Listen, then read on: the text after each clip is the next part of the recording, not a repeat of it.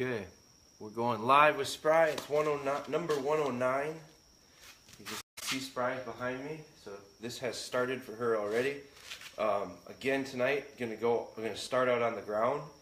I'm going to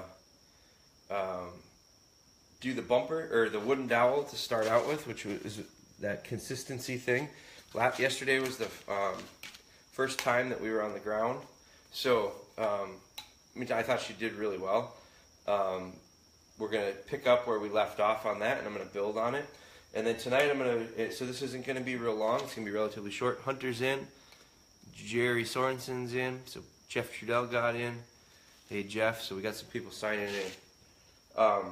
So I'm gonna go through it. It's gonna be probably relatively quick. I don't think I need to drag this out. I kind of like short, sweet sessions. I think sometimes when they get a little too long, we lose a little focus, especially with young dogs.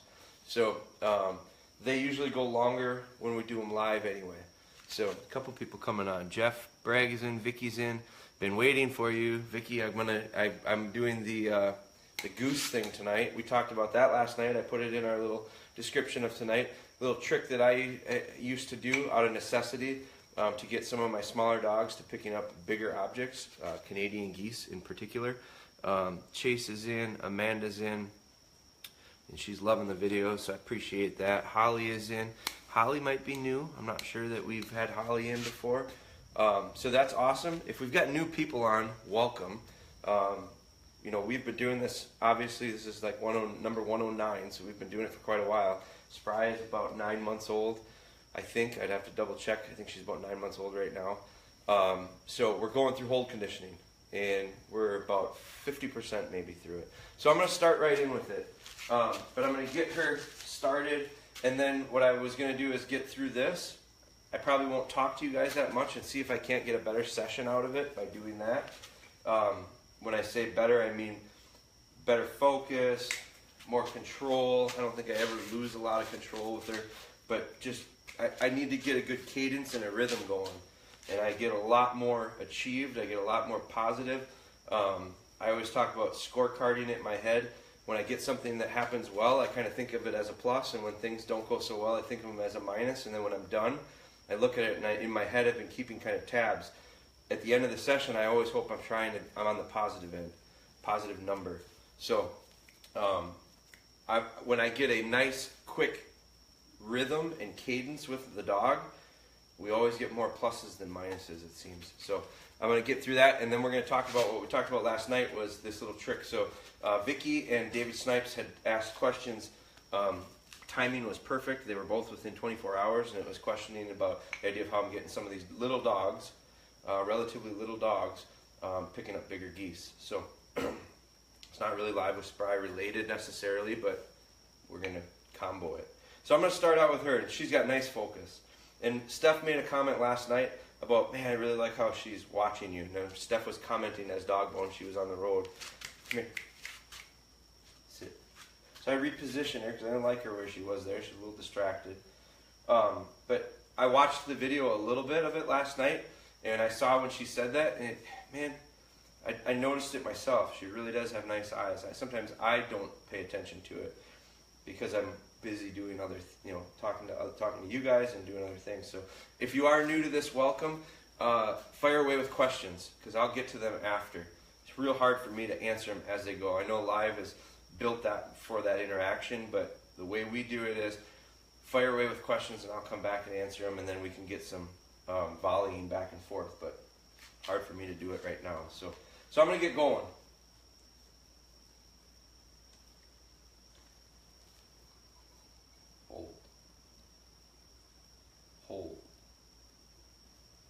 Hold.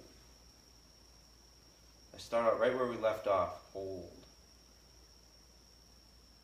Hold. Hold. Hold. Her chin is more important to me now than it was before because she's so much further below me. If she puts her head down and she wants to spit it, it's almost impossible for me to get there to catch it. Hold. Whereas right here, it's easy for me to get right here. It's hard for me to get down here. Timing needs to be precise. Hold. So that chin up is a little more important now. Hold.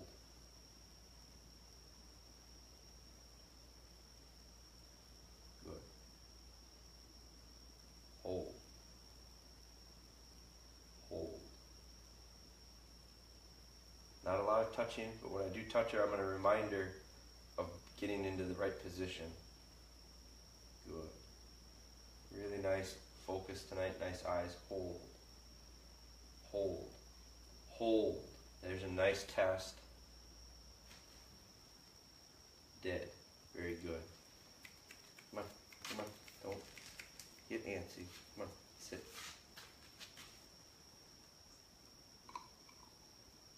This is where I talk about getting in a rhythm. Hold. Hold. And I'm going to add to it by taking a step back. Hold. Hold. Hold. Hold. I see her eyes keep looking up behind me. I don't know if she's looking at a moth or what, but hold. I prefer them right here. Hold. Good. Hold. Now I took a step back there. Get back up. Hold. Hold. Hold. See how that head's moving around? I don't want that. Hold. Hold. It's starting to rain outside. So there's a lot of noise going on now. Hold. 2 steps this time. Hold. Good. Good. Hold. Hold. Look at that nice little head swing, but chin's nice, still up. Hold. Now I couldn't have asked for much better than there. Just a nice little swing of her head. Followed me. Eyes are right on me. She's not getting real loose with her head, and I'm actually probably 3 steps from her now. Hold. Good. Good. Hold. Hold. Good. Hold. Dead. Very nice. Come here. Sit down. Now I'm going to do something here. I'm going to change this up just a little bit. I'm going to bring a bumper in. So this is the first time we've had a fire hose bumper on the ground. So we'll see what this does. And I went with the big one. Hold. She's held this on the table. Hold. See that chin go down right away? Hold. So I'm not moving anywhere. Her chin's down too far already. Hold. Hold. So it's real easy to see whenever I change things. Hold. It's like she always takes a little bit of a step back. And we got to fix it. Hold. Hold. Hold. But that's alright, because if she did it perfect all the time, I don't think she'd be learning anything. She's got to make a little bit of mistakes to get corrected. Hold. Hold. I can see in her eyes right now, she's nowhere near as confident as she was with that wooden dowel. Hold. Right there. Hold. Good. Hold. Hold. Hold. Hold. Trevor Barrett asked a question last night about the dog putting its chin down, putting its chin down, putting its chin down. I just had to do that there. Had to hold it up and just take it down slow enough until I felt that she didn't keep dropping with me. Hold. See how she's not coming with me? Then I can move out. There's a nice spot right there. Hold. Good. Hold. Hold. Dead. Very nice. So I liked the very end of that. She was not very confident right until the very end. And I saw her change. I could see in her eyes that she felt pretty comfortable. That's when I went, there it is, right there. Good. Hold. Good. Good. Good. Dead. Get out of it right away. There's no reason to stretch it out real long if you're getting what you need to get. Mark it with the dog. Let the dog understand, that's what I want. Good girl. Good. Good. Good. Dead. Come here.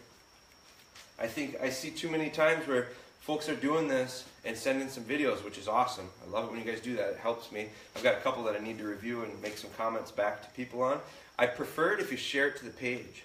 I prefer, instead of sending it as a direct message, I'd prefer if you share it to our page, and then it's easier, more pressure on me to respond and all that stuff, so I can be quicker on it. But it allows everyone else to understand and see it as well. So the timing, I see too many people get what looks pretty good, real good, and I feel like I'm sitting there watching it, telling them, thinking in my mind, say good and get out of it, be done. And they push it and they push it and they push it. And all of a sudden the dog makes a change and it's not the right one, and no. And I feel like we wasted a chance for it to learn something positive, and now we took a negative. So sometimes you got to get out of it with a win and then build on it a little more. Get out of it with a win, then build on it a little more.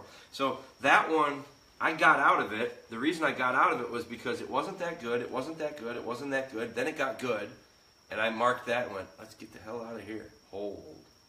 Because she knew at that point, because her body changed. There's too low. Hold. Hold. Hold. Hold. Hold. Hold. Hold. Good. Hold. Hold. She's real tense right now. Hold. Hold. Position's good, but she's just tense. Hold. Hold. Hold. Hold. Good. Hold. Hold. Hold. Not quite there yet. Hold. Hold. Hold. Hold. Hold. No. Hold. Little wag of her tail. Good. Good. Hold. Hold. Hold. There it is. Hold. Hold. Nice test. Hold. Get it up there. Hold. Did. Very good. Now, hard for you to see that, but so that one went longer than I wish it would have. But she was real tense. Physically, I could see her arm was kind of turned funny, and she held it there the whole time. Come on, sit down. So that was uncomfortable. I knew right away she was awkward, kind of stiff. And then her little eyes were kind of twitching. They were going this way, this way, this way. It's raining out, and she hears those raindrops, and her eyes are all over the place. Well, she's got to settle in and get beyond these little distractions. Come on. Sit. So she had to work through that, and she just went settle. And I don't want to quit on her. I don't want to get done with it until I know I got what I want to get out of it. And so the reason I knew, and it took a lot longer than I had hoped it to, but the way I knew that I could get out of it was her eyes dialed back into me, and she blinked. I had a call come in there, sorry about that. So sit down. So her eyes kind of blinked. And by her showing me that, she's looking at me, and you know what, she's going to blink. When you keep your eyes wide open, and you're looking around you, and you're almost too nervous to blink, that's a sign. Like, people do it too. Come here. But when you get comfortable, come here. Spry, come here. When people get comfortable and settled in, they'll look you right in the eye and they'll blink normally. Well, that's what she needed to do. And that's what she did, and I recognized it. So it was real subtle, and you guys couldn't see it because her head was going this way. But that's the little changes. Those are the subtle little changes that we're looking for to read our dog to understand where it's at. Here. So she's real sniffy tonight. Sniffing all over the floor. Good. The other thing that she did that last time was she wagged her tail. She got her tail going a little bit. Body language, that's easy to see. Hold. I want to get a good one, and then I want to get out of this. Hold. Because this bumper hasn't been that good tonight. Hold. Hold. The wooden dowel was real good.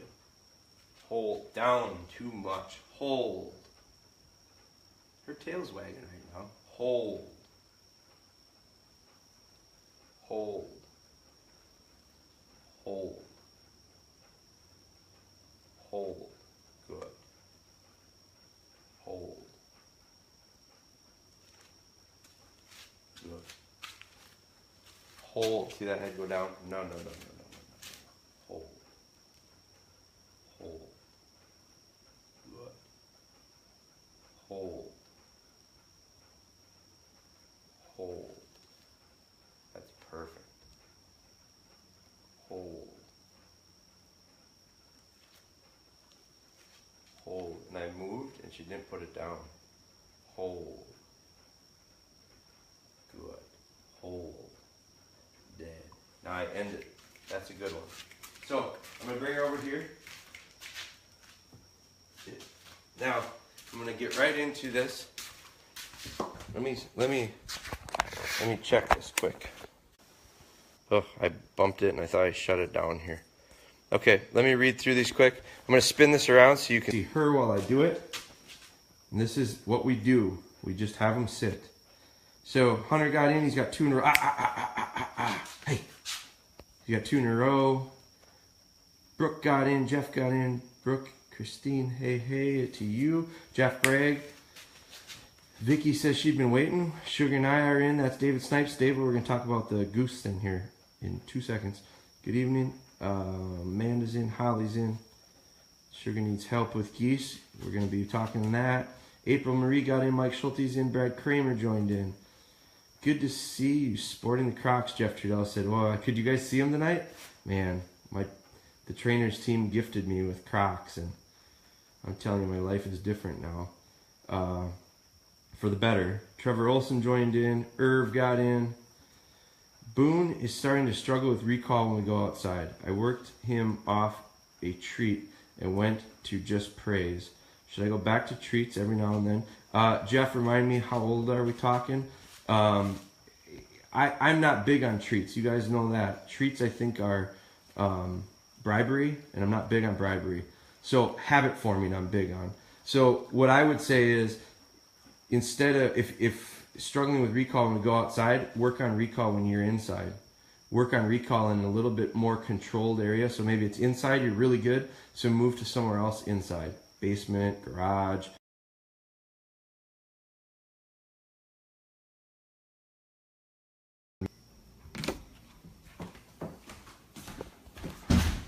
All right, we're back.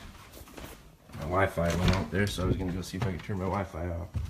So what I was saying was, master it, Jeff, in different locations. Another spot, another spot, another spot, another spot, until the habit becomes recall is good everywhere. And so what that means is, I know you got to let the dog out once in a while because you got to go to the bathroom, you got to do. So if you're struggling with recall, then you're getting negatives, minuses every time you go outside and it doesn't recall. So change the situation and control it. Put the pup on a lead, and then the dog can't get away from you. Then your recall is solid. So there's usually a period of time when my pups are anywhere from 12, 13, 14 weeks old that I end up putting them on a lead. I haven't gotten there with Moja yet. We've got Moja here, and I haven't had to do it yet because Moja's recall has been just really, really good the whole time. So at some point, I expect her recall to struggle. I've already started putting her on a lead, so that'll be an easy fix. I'll put her on a lead and I'll take her out under control. And then what I'll do is realize and recognize we're struggling with our recall, and I'll start controlling the situations and reinforcing the habit so that recall becomes good again. So Brent Larson joined in. Nicole's Brent. Welcome, Brent. Mike Schulte says, Jeff, I don't know if anyone ever sports Crocs. Oh, we do, Mike. We do. Don't you be a judgmental son of a... Kyle is in. The leather Crocs, those are church Crocs, is what Wyatt calls those. Tiffin recovered nicely from her surgery. She's officially off the crate rest. As of yesterday, I plan to jump right back into working with her on another round of hole conditioning, but I'm leaving next Wednesday and won't be home until the 2nd. We'll definitely be working on getting videos while working with Tiffin. Second round of hole conditioning. You bet. The biggest thing is, once we started it, it takes a while to get through it. We got to see it through.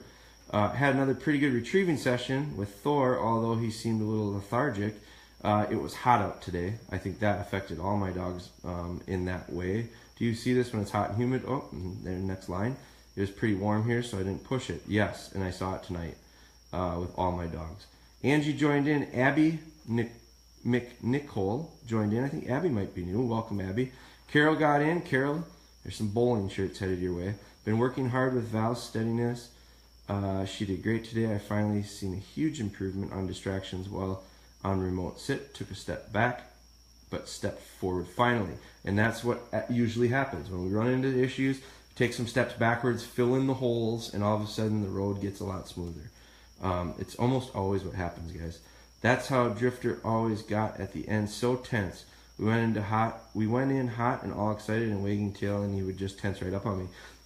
That is where the comfort level needs to be found, broken through, I would say. I think what happens, Angie, with this hold, if we did it with Millie, why it's Millie, is there's a comfort level and an excitement, and then there's a realization of this maybe isn't as good as I think it should be or want it to be, and then it's building the confidence back up, but it's breaking the dog down and then building it back up. And I think part of the issue, Angie, with you and Drifter has been, I think it starts out fine, then he gets into that level of discomfort, uncomfortable, and you haven't found it yet to be able to build the confidence back and push him through it. And when you do, my God, it's going to be awesome, because it's going to be a lot of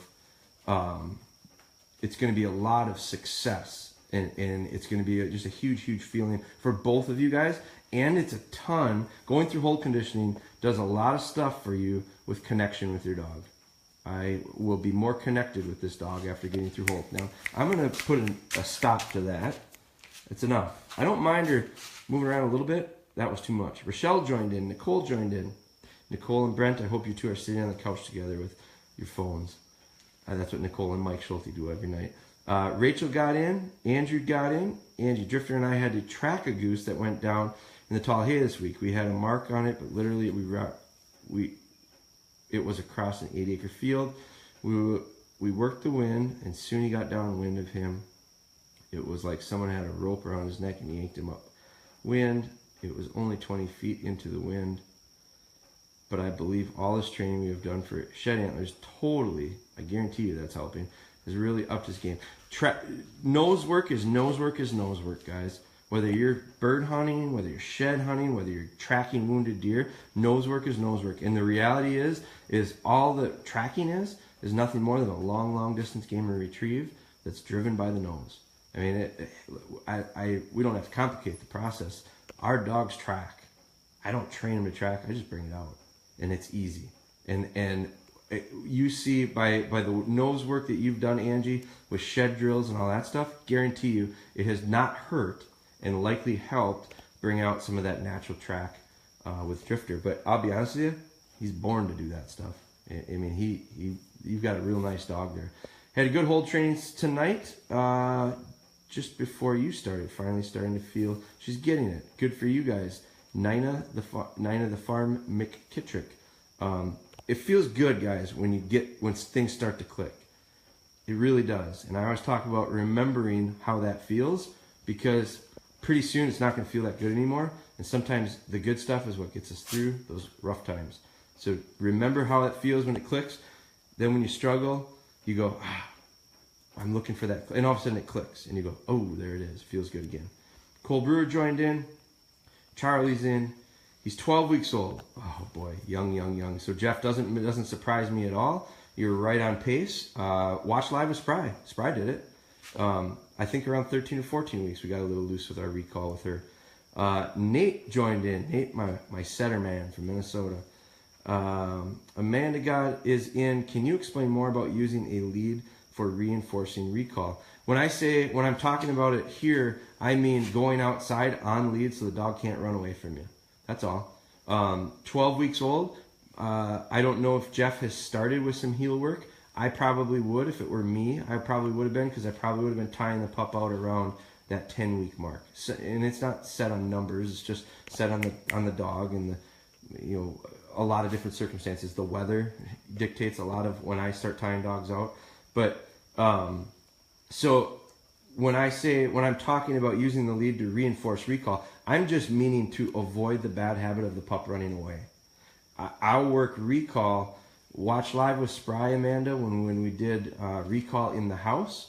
We did it in the mudroom, then we did it in the kitchen, then we did it in the hallway. So we just took gradual steps and added space, new locations that oftentimes they added a little bit of distraction. There's one that I remember like it was yesterday, because she'd come in and she'd run hot laps around the house because I had other dogs on place, and she had a big thing of coming in and she really wanted to go, and I couldn't stop her from doing that, and it was a meltdown. It was a breakdown point. Brent Larson, watch that, because it's the description you're giving me a lot with your pup. So I had to fix that, and if I continued to do it the way I was doing it, where I'd just bring her in and she'd run around, what I would have been doing is forming a habit of every time that we come in the house, I am going to go and take a hot lap around. And so what I did was I recognized it, and I said, I got to fix this. Sit down. And so I recognized it, and so what I did was I built the wall. And the wall was just I used dog beds on edge, and I built it so that when she came in, she couldn't go tearing through the house. I took away about 70% of her real estate. And consequently, the 20 to 30% that I had, I was able to control her in. And then I worked on reinforcing that recall and that come command till it got really good. And then I opened it up a little bit, and I gave her a little more freedom, and as long as she did well with it, I kept opening up a little more freedom. But in the meantime, when I had to put her in positions that she typically was going to fail in, I just put a little collar on her. Had a little nylon flat collar, took her outside, let her do her business, called her back to me. If she didn't come, I'd tap her neck a little bit, and here she comes, and we went. So I just eliminated the opportunity to fail. I think that is training, and all it's doing is avoiding bad habits by taking away the opportunity to form bad habits. So you're in the exact same boat probably at 13 weeks old. It says you got 13 weeks old. So same thing, 12, 13, 14 weeks old. Now the problem is when that happens, and it usually happens around there, where dogs get a little more independent and they want to run off and not come back because they go, it's more fun out here than back by you, and they're confident enough to do that. A lot of times that's when people go, what do I do? Put them on a big check cord. No, I don't want to do that, because the check cord gets them out at a distance where they're out of control. I talk about, if I can't control them at 1 foot, I won't control them at 10 feet. So eliminate the 10 feet, because all that distance creates static, and then the reception isn't there anymore. They're not getting they're clearly not understanding what you want them to do. Well, it's because you put too much distance in between them, and they're a little bolder and a little more confident, and they've gotten a little bit of, they got some guts now, and they're willing to kind of explore. Well, take it away. Don't allow it until you can control it. So you're in the same boat, Amanda. Sounds like it's Jeff. She's got a question about tracking. Maverick is super good at it. Probably really instinctual and good nose is what I'm guessing. Using a flat collar and long lead, he gets so excited sometimes he charges past the hide, but will backtrack and find it. But he's so excited he pulls me all the way there, super speed. Should I try to slow him down? Some of that is age. He pulls with the flat collar, but I want to keep him on a lead. You have to keep him on the lead. I think from a control standpoint, because I think for a lot of reasons. Some states are legalities. But so what I would do, one of the things I do to slow dogs down, and I don't want to put much pressure on them. I think we oftentimes have young dogs with good noses that are real bold, and they outrun their nose. So that's one of the issues that can come up. The other thing is physically I can't keep up with them. So I want to slow them down for that reason. I think going really fast in training creates dogs habitually tracking really fast, and I think they'll miss stuff. I think they'll make mistakes. I think they'll overrun their nose. So one of the things that you could do, Nicole, is you could try a harness. Different tracking harnesses have different spots where you can have points of hooking on. One of the things that I like to do, I used to do it with a dog that ran pretty hot on me, a male dog, a little bit bigger dog, was I would put the flat collar on and I would run the lead, the tracking lead, down under his belly, and I'd come back up through his legs. So as he pulled too hard, it pulled him in the wrong spots, and that got his attention pretty quick. Usually by doing that, his head went down. It helped to keep his nose to the ground. A lot of these dogs want an air scent, which that's what they do naturally. So by me being able to keep that lead through the legs, splitting the legs, kind of coming back, that helps slow down. Chris Smith is doing the same thing, going through the same thing right now with Fee, who is Spry's younger sister. She is really a fast tracker. She really moves. And so he's trying to figure out ways of slowing her down. He's worked on a couple different harnesses. One of the things he was thinking about doing was doing like a half hitch around the waist yet with her, to be able to have that tighten up slightly as she gets too much. I think you got to be careful, because I don't want to put a lot of negative pressure, and by when I say negative pressure, I mean any pulling on the dog as they're working. Now, I'm trying to think who sent a video. Someone sent a video. Kelly Primick sent a video of a little pup that he's training. He's from Iowa. He's shared a lot of training pictures. He's got a little fox red dog. His dog tracked really maturely, and it's real young. And when I say mature, it was methodical and slow working. And that is a real gift. I really like that. Don't see it very often. So there's different ways to do it. I think I would try that through the legs. The other thing that you can do, Nicole, to try to slow them down, I think is, it depends on how you're setting up your trail, your line. If you're setting up a line and you're tracking on it relatively quickly, it's real hot. It's got a lot of scent. And that dog can run it literally with its eyes closed and blow right through. So one of the things I would recommend is aging the track longer, and maybe adding some difficulty to the track. Not so much that they fail, but make it a little more challenging so that they kind of have to slow down and figure out, what the hell's going on here? This is a lot harder than it normally is. It forces them, if they want to have success, and they do, they want to find this thing, it'll force them to slow down. So sometimes kids breeze through a test, really, really quick, and because it's so easy, and they might make mistakes on it because they're going so darn fast. Well, if it's a challenging test, they got to slow down and read the questions. So the same is kind of true. So one of the ways of doing that is age it longer. If you're aging it right now for an hour or 2 hours, go to 3 or 4.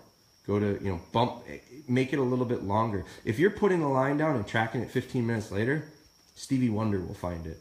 I mean, these dogs, it's not a challenge to them. So you got to start adding some time and some difficulty, building in some turns, and gradually adding to it. And we're going to be really getting into some tracking stuff here over the next. It's coming really quickly, so you'll be along with us on that ride. Chris Borgman joined in. Wyatt, Church Crocs. You're darn right, he's got Church Crocs.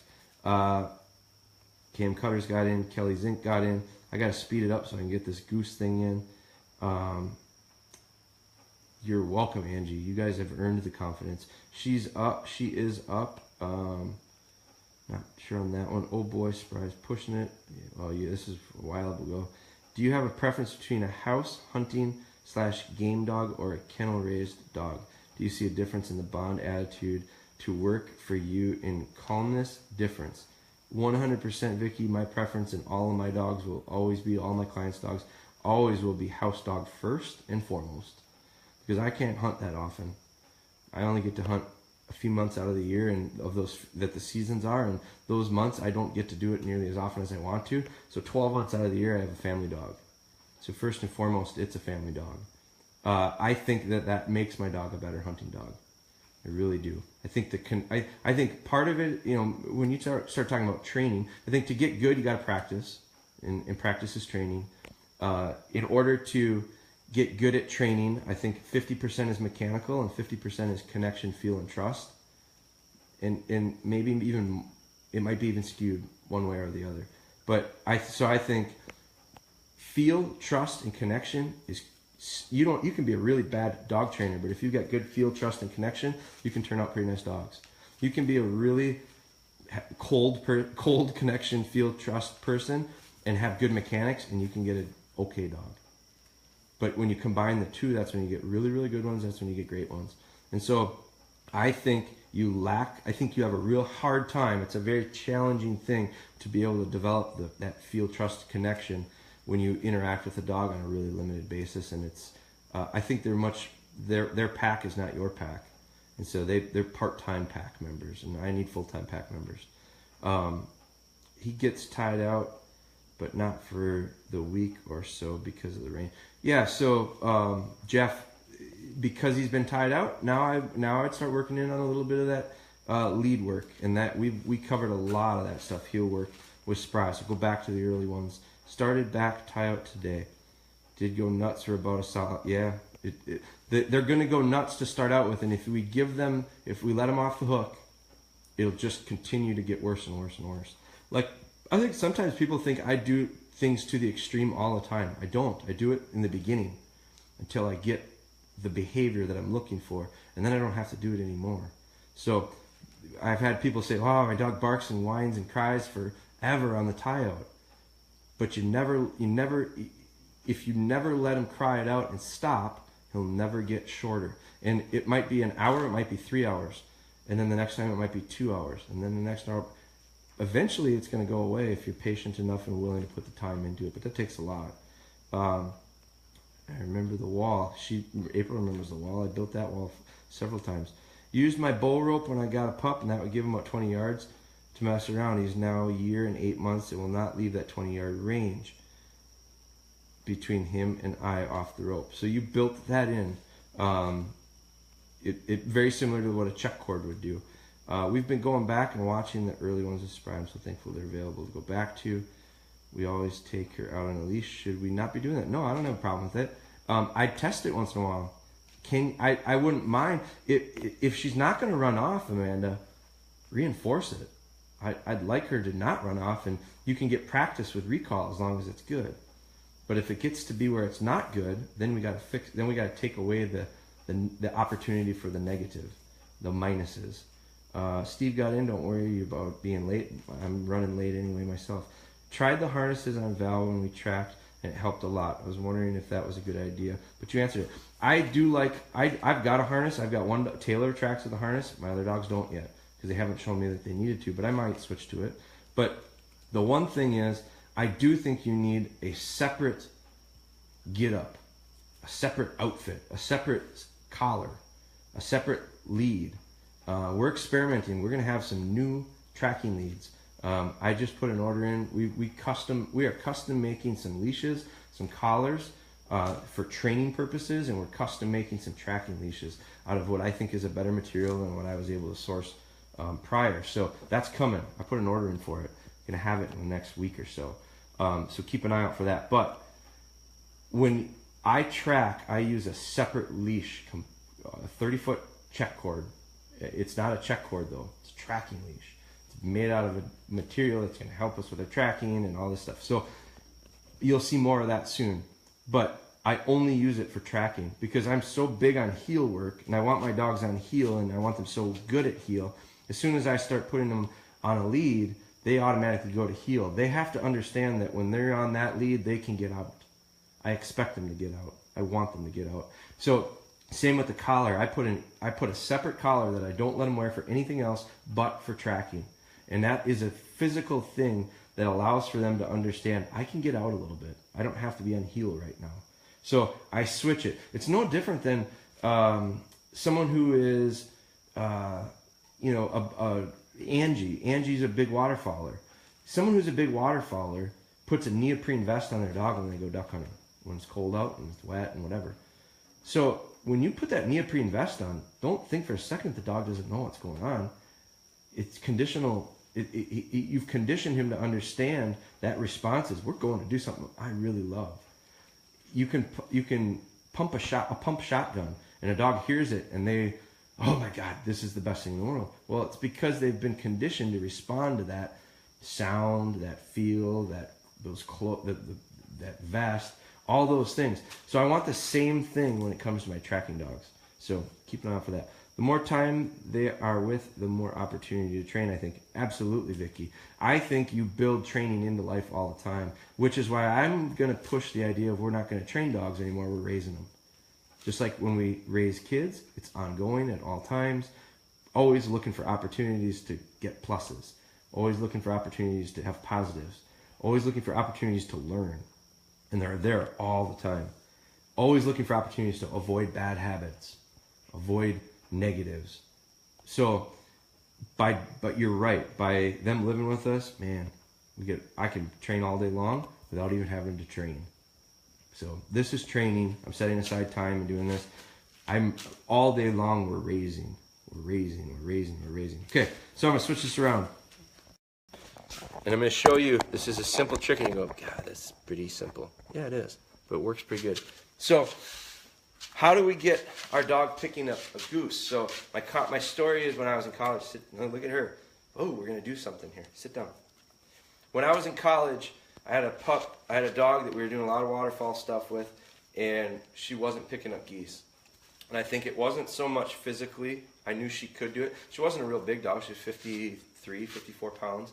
But I don't think it was physical, because I know she physically could pick them up. I think it was more mental. It was a big object. It was a relatively heavy object, and it fit in her mouth funny. Sit down. So I don't mind that. Nice little conditioner. So she's pretty excited. She misses retrieving. It's been two weeks, going on 3 weeks since she retrieved. Mojo apparently too. So what I did was I was a college kid. I didn't have a lot of money, so I tried thinking, how do I get this dog to pick up geese? And I felt like I just had to build her confidence with it mentally as much as anything. And I think part of it was the size and the weight. So first thing I did was I'm going to attack the size without the weight. So I took a beach towel. Now this is different than what I had in college, but I literally I used this with Taylor. I used this with Taylor about 2 years ago. I still had it in my training cart. So what I did was I took a beach towel, big beach towel, and I wrapped it up and I rolled it up. So it was about this big around. It was about the size of a goose breast, okay? And it was about that long. So I folded it up, rolled it up like a cigar, kind of. I had it about the size of a goose's body. Not a real giant one, but a size of a Canadian goose. And then I had wings. So first I started out with duct tape, and I duct taped this thing up. Well, you know how much a beach towel weighs. It's not that heavy. But I could get because it was a big one, I could get the size right. And I used it, and I went out in our yard. I lived in an apartment at the time. And I went out in the yard, and I just played with it like a toy with her. And I didn't make her be steady. I was big on steadiness. My dogs didn't break. Steady to the shot, steady to flush. I mean, they were steady, pretty solid, really. I forgot about that. So I went back to this balance thing, and I talk about balancing. And when I'm struggling with something, sometimes I don't worry about certain things so much, and I allow the dog to get out of balance to make sure I get what I want to get. And then I can try to balance that back. So it was the same thing I did with Spry. And so I forgot about steadiness for a while. I didn't care about it. I got her excited because I knew it was a mental thing and a confidence thing. And I let her kind of break, and I let her kind of play this game. And I kind of rolled this thing around and played a little bit of, chase it over here and go get it. And I got all excited, and I really it was a game, a fun game. And she'd run, and she didn't know what to think. She thought she was a puppy again. And she was probably 3 years old, 2 years old, probably. So she picked it up, no problem. It was big, but she picked it up, no problem, when she brought it back to me. It was a beach towel wrapped up with duct tape. So pretty soft, pretty lightweight, pretty good size to it. It was just a big bumper is all it was. So then from there I went, okay, she's got confidence with that. She thinks it's a lot of fun. So then I made her be steady and do it. So it looked like we were doing a drill again. Okay, she did that, no problem. So over the course of a couple days, I took wings off of a goose and I taped them to the beach towel. Now I got a little bit of feel like a goose, but it's still really lightweight. It's still about the size, but I added some feathers to it. She had already been retrieving birds. It wasn't the introduction to feathers. She had already been retrieving ducks, and she'd been hunting upland, so she was doing pheasants and grouse and all that stuff. And now I've got feathers to a little bit bigger size. Still a lot of fun. Not worried too much. I wasn't too worried about steadiness. I always tried to balance it back a little bit, but I let her have some fun with it. Then what I did was, how do I get this thing to start weighing right? Now this one is a pipe. I didn't have a big beach towel, and Steph wasn't going to let me take a big beach towel. So I've got an old towel that I have in the garage, actually. And so what I did was I had this pipe, this piece of plastic pipe, that's about the same size as a goose breast. Now there's a little bit of weight to it already. It probably weighs more than a beach towel by itself. But I had Taylor and I had to get her picking up geese. So what I did was I wrapped the pipe with the towel. I put the tape on so that it won't slide out, but it is loose enough that when you see this, I can move it. Because the other thing that happened was when my dogs would pick them up, when your dog picks up a fresh shot goose, next time you have one, feel it. There's a lot of down. There's a lot of down on it. And when you put your hand in and you go like this, you can move they're fat. So you can move their skin around. It's not like it's solid. It's nothing like this. It doesn't feel like this. It doesn't feel like one of those goose dummies. They make goose dummies. It doesn't feel like that. So there's a lot of play. It's almost mush. So my dog has to figure out the tension of picking that up to pick it up solid and not drop it, but also not chomp. I don't want to develop any hard mouth either. So this, to me, felt a lot like it. So I got this towel that's relatively loose, taped to this pipe. Come here. That towel by itself, if you don't have a pipe and you just roll up a towel, will feel a lot like a goose. Come here. I gotta get her to sit. Okay, so now you got the shape, you got the feel, and I can even add feathers to it. Now, how do I get the weight? So I'm a decoy guy, right? So what I did was I had this dog, Remy, sit down. Now I'm going to start meaning it. So I don't know if you can see her or not, but she's not moving after this. That's enough. So the thing I did was I needed to get the weight right. So I started taking these lead decoy weights. I just started sticking them in. And they're flexible. You push them in. So the first day I went out and I put one in. Next day I went and I put two in. Next day I went and put three in. Until she showed me any signs of struggling. And once she showed me signs of struggling, I stopped and I just worked at that weight. I worked at that weight. I worked at that weight. And then, when I needed to, sit down. Now you'll hear my tone of voice change, and I bet you I'll get a little bit different behavior out of her. So, by the time I added in these decoy weights, and these decoy weights are real easy because you can just slide them in. Slide them in, slide them in, and they don't feel them. So they're not hard, they're not on the outside, they're on the inside. They're just making this thing dense and heavy. So by me putting these four, I just put 4 of them in, it about doubled the weight of this. So just this little bit weighs about as much as a mallard. So I can add the weight real quick and real easy and real incremental, and I can get it to the point of where I can get it as heavy as I want. And so as I get them to first cover the shape, then cover the feel, then cover the weight, and actually have it feel a lot like that breast of that goose or that fresh killed, because eventually I would use frozen game. I like using frozen game.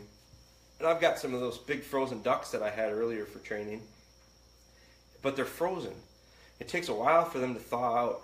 There's a big difference between a frozen bird and a fresh shot bird. And the dogs got to get practice with the fresh shot bird. So this was the best way that I found to feel the right way. So that's an easy way to get you onto picking up bigger objects, bigger geese. So let's see. Spin this back around, and my little dog has responded well. So simple and effective. It is simple. Like I feel like it's not fancy by any means, but I would like to make a point. Neither is that. That's a freezer. Neither is that. It's a stairway that I put some nails in. I've trained a lot of dogs to hold condition on the back of a tailgate. So I think sometimes we think we got to get a little bit fancy to get stuff done. And I'm the first person to say, don't need to be fancy. So it's simple, it's easy. You got David says he's going to go to the hardware store tomorrow. It won't take much. I bet you could look around your house and probably find an old beach towel. I don't know if you've got lead weight anchor weights, but a roll of duct tape and you're in business. So there's your little goose hunting trick that I did. Would you be able to use that for Spry, or would it be too big for her mouth? eventually she'll pick that up. I'm not going to do it now. I'm just getting it. Eventually, yes, she would. Am I going to do it now? No. I just don't have a reason to right now. I'd rather get through this and get back into more retrieving, and then when I get to the point where I'm going to have to work her on some geese, we'll work on that. But remember, she's not hunting this year. She's not going to hunt at all. So I've got about a year. I got a little over a year to get there. I got lots of time. So that's it, guys. Went a little bit longer than I had planned. But good session. Good night. Keep firing away with questions if you got them. Thank you for following along. Share these if you will. I know I ask every time, and it's the only way we grow it. So I appreciate all your support with it. If you got more questions, fire away. That was a good one. That little goose thing was something that I've thought about now for a while to talk about, but never really had a reason to. And then in a matter of 24 hours, I had 2 people ask about it. So if you've got questions, ask them. If I don't know the answers, I'll make it up. No, I won't. I'll find someone who has the answer. So fire away. You guys have a great night, and we will talk soon.